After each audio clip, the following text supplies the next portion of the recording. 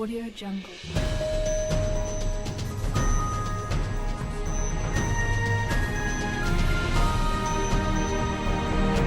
Audio Jungle. If you want to scare the kiddies but still keep them giggling, Jack Black is your man. This peerless comic actor can do more with an arched eyebrow than a crazy car stuffed with clowns, and it's the old black magic that ignites the house with a clock in its walls, a supernatural tale set in 1955 in New Zebedee, Michigan, a town with its very own haunted mansion. The School of Rock star plays Jonathan, the warlock who occupies the premises, when he isn't trying to find the source of the menacing tick-tock emanating from the walls. He's trading congenial insults with the witch next door, Florence Zimmerman, Kate Blanchett, all dry wit and good sport gusto. Classy company. Then a young stranger moves in. He's Louis Barnevelt, Owen Vaccaro, a 10-year-old whose parents have both died in a car crash. Uncle Jonathan is all this misfit kid has.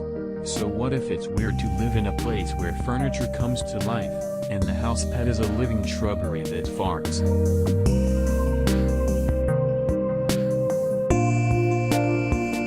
There's a deft sleight of hand at work in John Belair's The House with a Clock in Its Walls, a children's mystery published in 1973, about warlocks and witches, necromancy, and a doomsday machine that nonetheless carries itself with whimsy.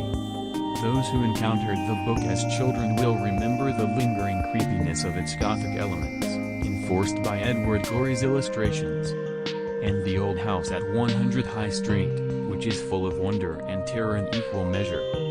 Though busily plotted, it thrives in understatement and incidental detail, from an illusory glass ball atop the front coat rack to all-night sessions playing poker and eating chocolate chip cookies. The new film adaptation, written by Supernatural creator Eric Kripke and directed by Eli Roth, the horror provocateur responsible for Cabin Fever and Hostel, doesn't have the patience for such grace notes. They've retrofitted Belair's book for the age of Harry Potter and Goosebumps, turning the house on High Street into a Hogwarts satellite where magic infuses every object and floorboard, and the CGI pops like the spring-loaded spooks at a carnival funhouse. Roth's instinct for horror maximalism is precisely the wrong approach to the material, which doesn't accommodate that much visual noise.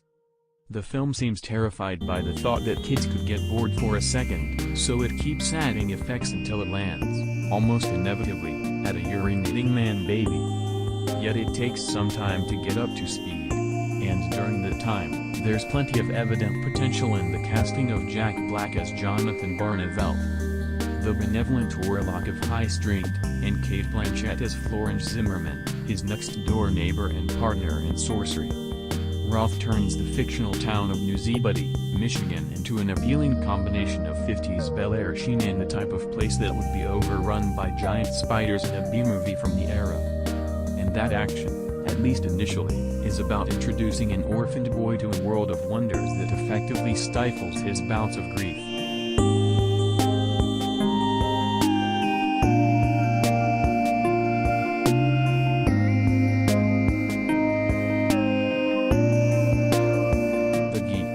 In town is Louis Barnevelt, Owen Vaccaro, who's arrived to stay with his estranged uncle Jonathan, his only living relative.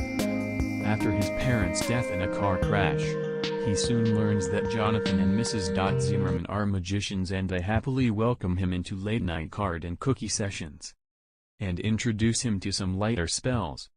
The one serious quirk in Jonathan's house is that it has a clock hidden somewhere behind the walls, but neither he nor Mrs. Zimmerman can figure out where it is or what it's for.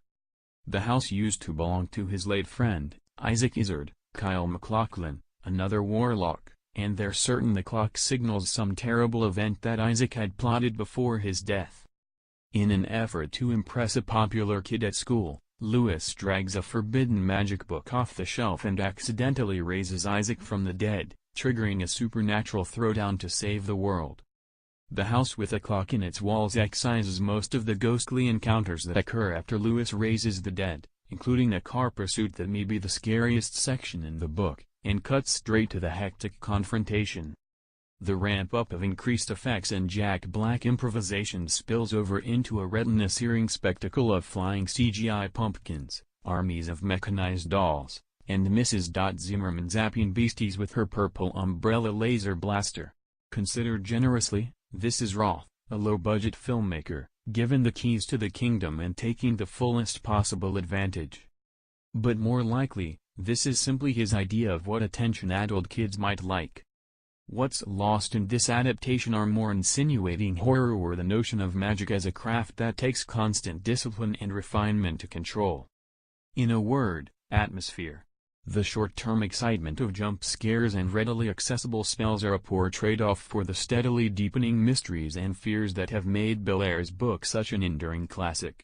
Bellairs and gory conjured images meant to play on the imagination forever. Roth's film will barely survive the ride home.